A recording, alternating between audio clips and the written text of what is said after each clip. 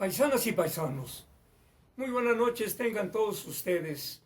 Hoy lunes 9 de enero del 2023 vamos a seguir comentando anécdotas, experiencias de este gran guerrillero Francisco Villa. La verdad merece que sigamos hablando porque por mucho tiempo ocultaron la verdadera personalidad de Francisco Villa. Ese Pancho Villa calificado por la dictadura porfirista, por el clero, el ejército, los terratenientes, los hacendados, como el bandido, el bandolero, el asaltante, el rebelde, el robavacas. Pero pocas veces se dice o no se reconoce que fue víctima de la injusticia cometida por los hacendados. Esto ya lo dijimos, que un hacendado de nombre Agustín López Negrete quiso llevarse a la fuerza a una hermana de Pancho Villa, una jovencita. Eran dos, una de 15 años y una de 12. Parece que Martina era la de 12 años. Pues este bandido, este infeliz, quiso robarse a la fuerza, llevarse a la fuerza a esta niña prácticamente, ¿sí? Entonces, no recuerdo si fue Marianita o fue Martina, pero bueno, una de las dos, eran dos hermanas de Pancho Villa. Como el mismo Villa dice, le dio de balazos al prepotente hacendado.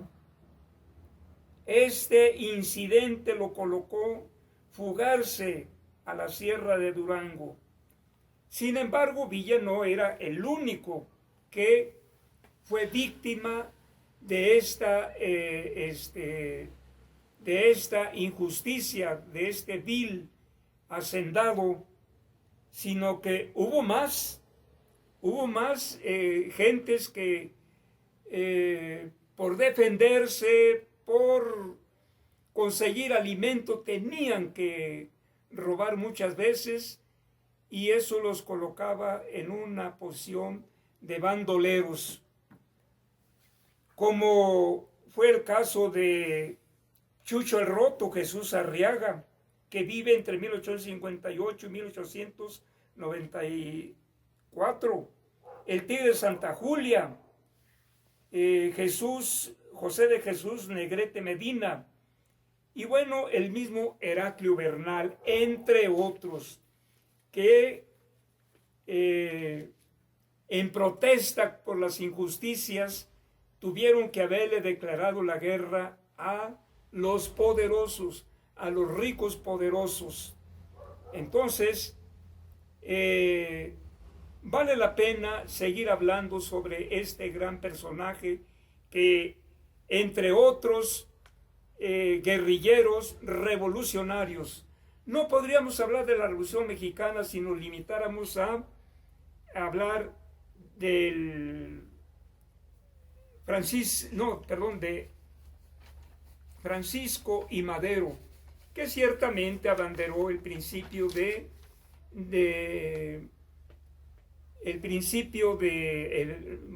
reelección, voto efectivo. A ver, Apolo, ayúdame, ¿cómo es esto? ¿De qué? Sufragio efectivo, no reelección. Eso fue importante, pero Madero llevó a cabo una revolución burguesa, y Villa, Zapata, los Flores Magón, ellos fueron más allá, fueron representantes de el pueblo, de los campesinos principalmente, porque la lucha en esta época de la revolución fue principalmente por la tenencia de la tierra que estaba acaparada en manos de los hacendados. Ante esto,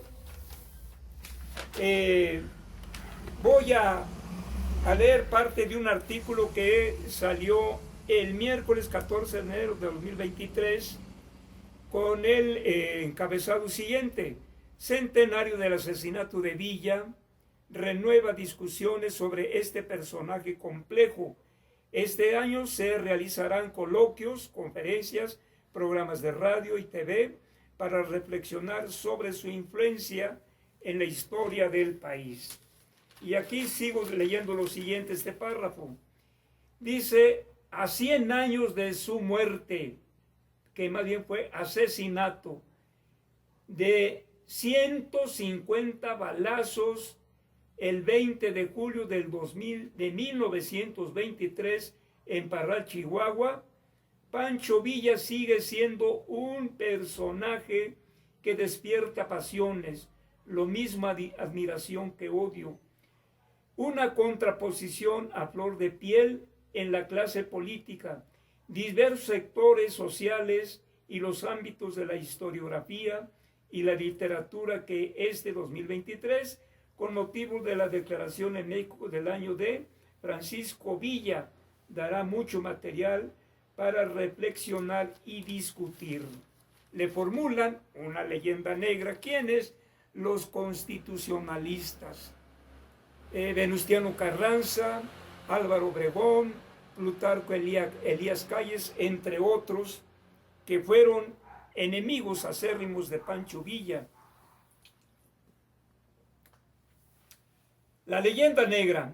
Dice: uno de los principales problemas con Villa, sostiene Félix Ávila, es que cuando se convirtió en un personaje famoso y de lo más relevante de la Revolución Mexicana, sobre todo entre 1914 y 1915 y hasta su muerte, fue demonizado y sus enemigos construyeron alrededor de él una leyenda negra que lo presentaban como un ser sanguinario, un carnicero, como alguien que no tenía proyecto político y no sabía realmente por lo que estaba luchando, alguien que era muy manipulable, un ser rencoroso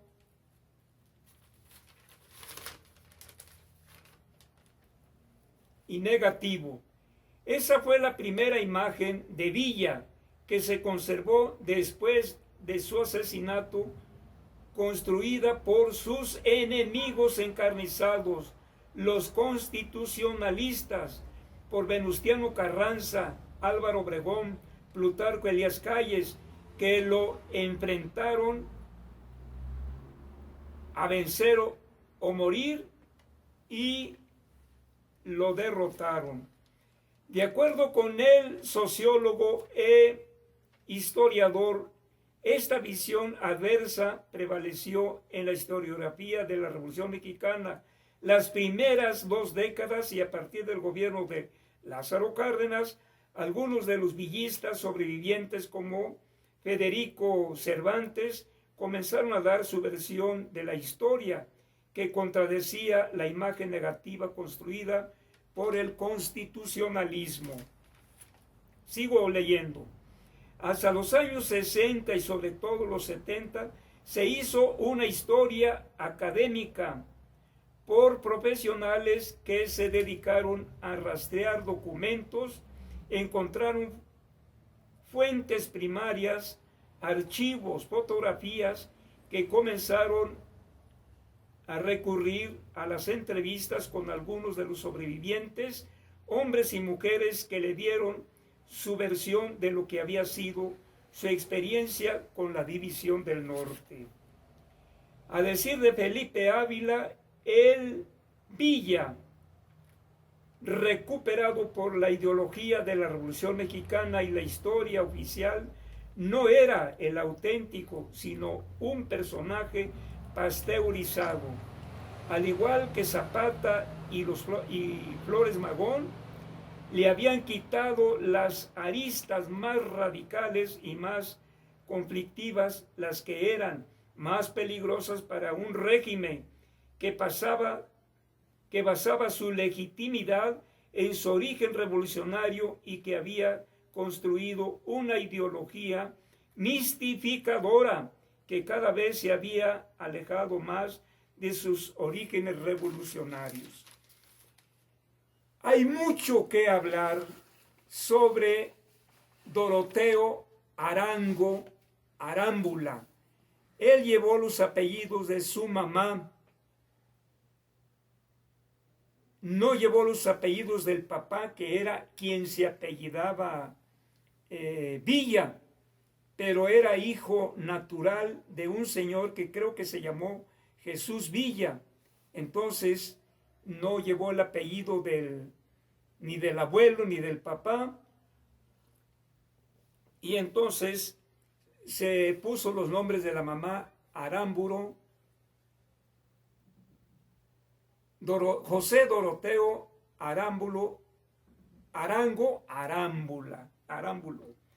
Este Francisco Villa, acabo de decir que no podríamos hablar de la Revolución Mexicana auténticamente, la Revolución Popular, si no recurrimos hoy en día que se presenta la oportunidad de, ya que fue nombrado el año de Francisco Villa, en que seguiremos hablando de este gran guerrillero que fue calificado ciertamente de bandolero por las clases en el poder, la derecha de aquel entonces, que era Porfirio Díaz y los porfiristas de la Iglesia Católica, no toda la Iglesia Católica, desde luego, porque en la Iglesia Católica hay conservadores y reaccionarios, y ha habido sacerdotes muy revolucionarios. Ahí tenemos a Miguel Hidalgo, ahí tenemos a José María Morelos y Pavón, ahí tenemos a un Matamoros,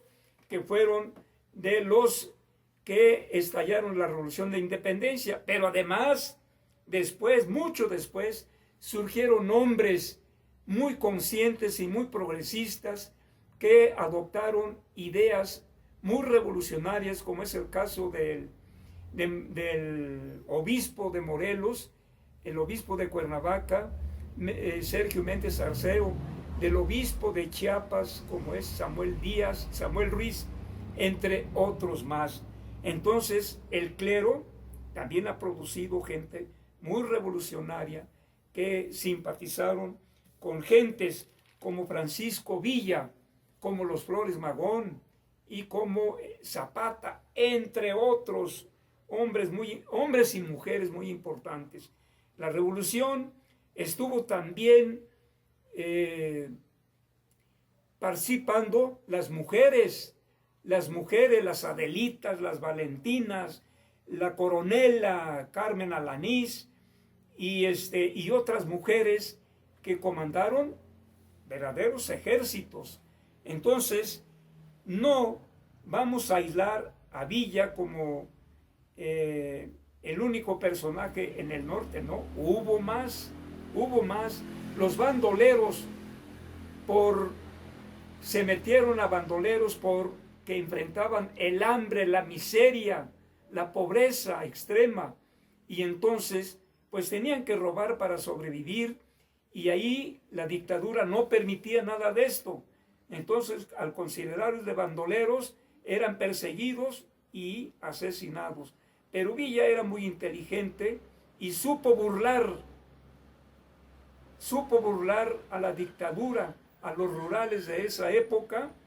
Y bueno, pues hoy en día tenemos a este gran guerrillero, de donde tenemos que sacar muchas experiencias para poder evaluar hoy en día la política de la Cuarta Transformación que encabeza el presidente López Obrador. En aquel entonces fueron movimientos armados, la independencia, la reforma y la Revolución Mexicana. Y hoy en día, sin violencia, solamente apelando al cambio, a la revolución de las conciencias, el presidente López Obrador hoy en día está llevando a cabo obras importantísimas. Hay 5 obras pendientes que se van a inaugurar durante este año, por allá como por diciembre. Y eso es lo que no le gusta a la derecha de hoy. Eso no le gustaba a la derecha de aquella época de la Revolución Mexicana, porque Villa no robaba a sus semejantes pobres, no. Él se iba contra los mineros, contra los hacendados, contra los dueños de las minas, contra los grandes comerciantes, contra la dictadura, que era la que avalaba todas las injusticias que cometían estos hombres poderosos en la época del Porfiriato. Entonces, seguiremos hablando sobre este gran general Francisco Villa, porque hay mucho material que ha surgido a partir de los años 50, 60, 70, porque muchas cosas estaban ocultas. Paisanas y paisanos, estos son mis comentarios de hoy, de este día de 9 de enero, y nos veremos próximamente en otros comentarios diferentes, pero sin dejar de seguir hablando sobre este gran general, gran guerrillero, gran hombre, representante de los pobres sin tierra. Por hoy son mis comentarios. Muy buenas noches y nos veremos próximamente.